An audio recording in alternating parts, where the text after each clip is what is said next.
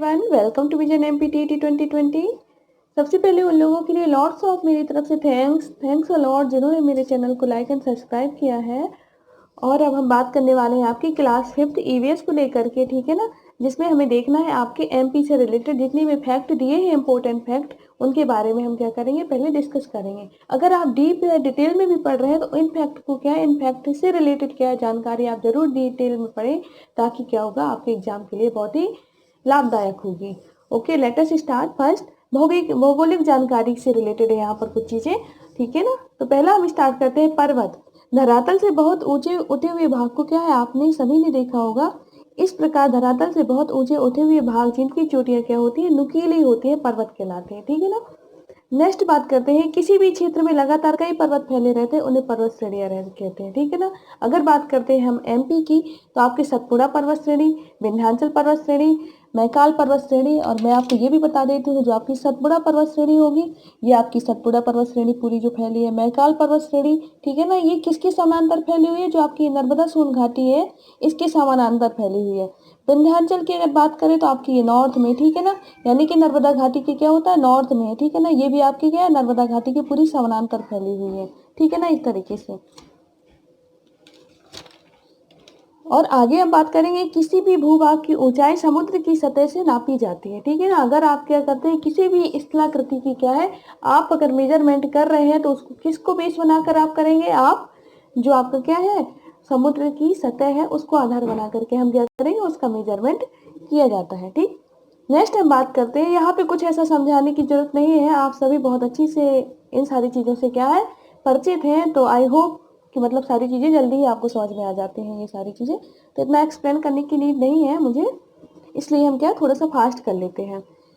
Second है हमारा पठार। धरातल का वह ऊंचा या समतल भाग जो मैदान से पर्याप्त ऊंचा हो किंतु पर्वत से नीचा हो, पठार कहलाता है। यानी कि मैदान से ऊंचा होगा आपका और पर्वत से नीचा होगा, वो आपका कहलाएगा पठार।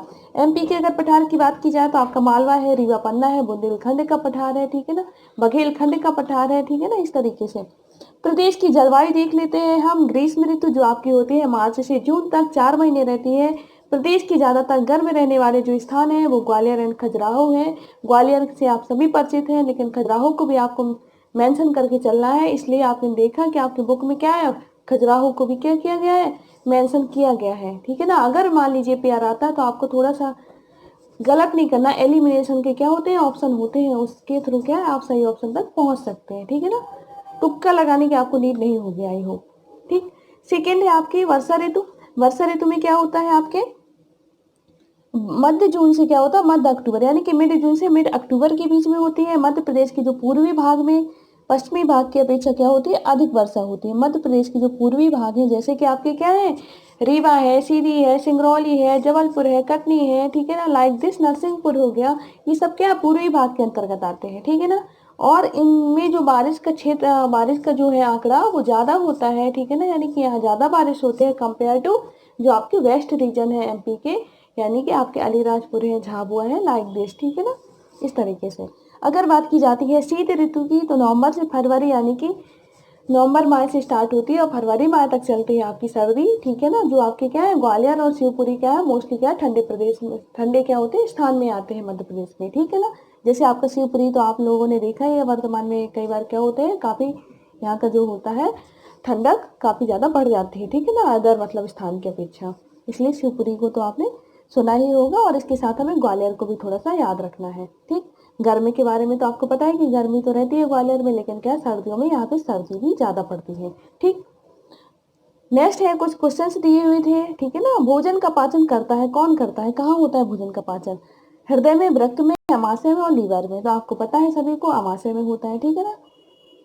नेक्स्ट हम बात करते हैं प्राकृतिक परिवर्तन क्या है, इनमें से कौन सा प्राकृतिक परिवर्तन है, तो आप देख सकते हैं हरियाली का छाना या कल कारखाने या वृक्षों का काटना या बांध व नहरों का निर्माण।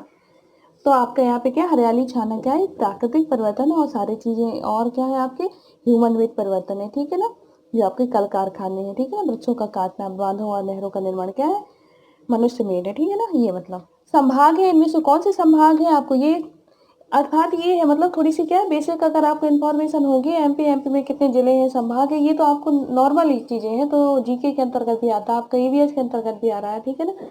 जिस स्टेट का आप एग्जाम दे रहे हैं आपको इतनी नॉर्मल जानकारी तो होनी ही चाहिए। इसलिए क्या है, ये चीज़ें आपकी सोचिए आप क्लास 4th में ऐड की गई, क्लास 5th में ऐड की गई हैं, तो क्यों ना हमसे क्वेश्चन पूछे जा सकते हैं, बिल्कुल पूछे जा सकते हैं, ठीक है ना। तो इसमें क्या होगा, आपका जो संभाग है, ना तो देवास आपका संभाग है, ना ही गुना आपका संभाग है, ना ही रायसेन है, आपका क्या है संभाग, इसमें चंबल है। आपको पता होनी चाहिए हमारे 10 संभाग है, ठीक है ना। इनमें से कौन कौन से संभाग है। और आपने देखा होगा पुलिस कांस्टेबल में ये भी पूछता है कि अगर देवास है वो किस संभाग के अंतर्गत आता है, ठीक है ना। आपका जो गुना है वो किस संभाग के अंतर्गत आता है। तो ये सारी इन्फॉर्मेशन आपको क्या करना है, कलेक्ट करके चलना है। ओके। वर्तमान में अगर मध्य प्रदेश में जिलों की संख्या की बात की जाती है तो आपके क्या हो जाते हैं, 55 हो जाते हैं। वैसे आपके जब तक शिवराज की सरकार थी 52 थे। नेवाड़ी जो आपका टीकमगढ़ से बना था वो सबसे लास्ट वाला था। लेकिन अगर कमलनाथ सरकार की क्या हुआ, 18 मार्च 2020 को एक प्रस्ताव पारित हुआ जिसमें क्या हो, कैबिनेट की मंजूरी दे दी गई थी कि आपका जो 53वां जिला होगा वो आपका क्या होगा, नागदा होगा, जो उज्जैन से अलग होगा। 54वां जो जिला होगा वो आपका चचौड़ा होगा, जो गुना से अलग होगा। और जो आपका क्या है 55वां जो होगा वो मैहर होगा, जो आपका क्या है सतना से अलग होगा। इस तरीके से क्या है, कमलनाथ सरकार ने क्या है, इस चीज को कैबिनेट में प्रस्ताव पारित कर दिया गया था। अब क्या होता है, ये लॉकडाउन के चलते ही मतलब क्या हुआ, चीजें थम सी गई हैं। तो हमें करना क्या है, इसमें एग्जाम देने से पहले एक बार क्या है, सारी जानकारी आपकी जो करंट स्टेटस रहेगा आपके पोजीशन को लेकर के कि कितने जिले हैं, कितने संभाग है, क्या चेंजेस हुए हैं, तो भौगोलिक स्थिति को आप एक नज़र फिर भी देख सकते हैं, ठीक है ना। मध्य प्रदेश और उसकी संपदा की बात की जाती है तो आपका पचमढ़ी के बारे में देखेंगे, स्पेशली आपका दिया हुआ है बुक में। ये क्षेत्र नर्मदा घाटी में आता है। ये जो क्षेत्र आपको दिख रहा है ये आपका नर्मदा घाटी, ठीक है ना, नर्मदा घाटी के अंतर्गत आता है। ठीक, इसको नर्मदा घाटी बोलते हैं। क्यों? क्योंकि यहाँ नर्मदा और ताप्ती नदियाँ क्या होती है, वेस्ट की ओर जाती है और अरब सागर में यहाँ पर क्या है, गिर जाती है, ठीक है ना, एस्चुरी बनाती है। ये क्वेश्चन तो आता ही है, ठीक है ना। और क्या होती है, ये आपके पूर्व से पश्चिम की ओर आती है नदियाँ, ये भी आपको पता है, ठीक है ना। इस तरीके से नर्मदा और ताप्ती स्पेशली एमपी में, ठीक है ना। अगर बात की जाती है खाद्यान्न फसलों की, खाद्यान्न फसलें जैसा कि आपने वहां भी देखा था ना, इस श्रेणियां आपने देखी हुई थी। ये क्या है, नर्मदा घाटी के दक्षिण में है सतपुड़ा और मैकाल, और जो बिंद की श्रेणी होती है पूरी फैली हुई है, ठीक है ना। इनके समानांतर है नर्मदा घाटी जो है आपकी, इसके समानांतर है पूरी ये विंध्याचल श्रेणी, यहाँ से यहाँ तक।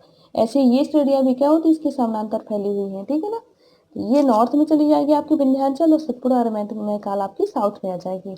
खाद्यान्न फसलों की बात की जाती है तो ऐसी फसलें जो अनाज के रूप में क्या उपयोग की जाती है, खाने के पर्पज से क्या होती है, खाद्य फसलों के रूप में उपयोग की जाती है, उन्हें हम बोलते हैं खाद्यान्न फसलें। गेहूं, चना, धान।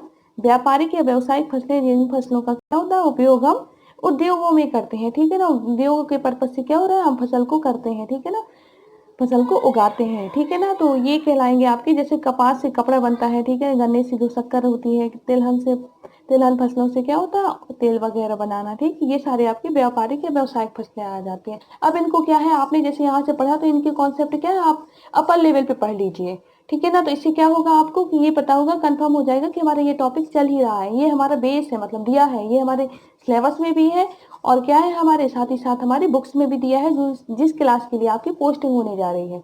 ओके।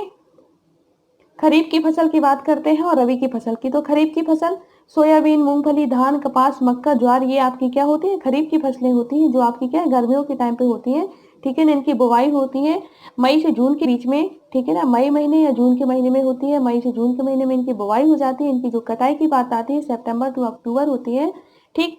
ये आपके कुछ एग्जाम्पल्स थे। अब बात करते हैं रबी की फसल, जो आपकी सर्दियों में बोई जाती है, मतलब अक्टूबर से नवंबर के बीच में बोई जाती है। जो कटाई होती है मार्च से अप्रैल के बीच होती है। और इसकी जो फसलें हैं वो गेहूं है, चना है, अलसी है, मटर है, ठीक है ना। ये सारी चीजें अभी भी आपने देखा हो, खेतों में गेहूं की फसल लगी हुई थी, लोग लॉकडाउन के चलते क्या है नहीं काट पाए। शहरों में भी कई जगह ऐसे खेत बने रहे, ठीक है ना। तो जिससे उनकी फसलों में क्या हुआ, बारिश की वजह से खराबी आ गई, ठीक है ना। गेहूं की क्वालिटी में क्या हुआ, फर्क पड़ गया।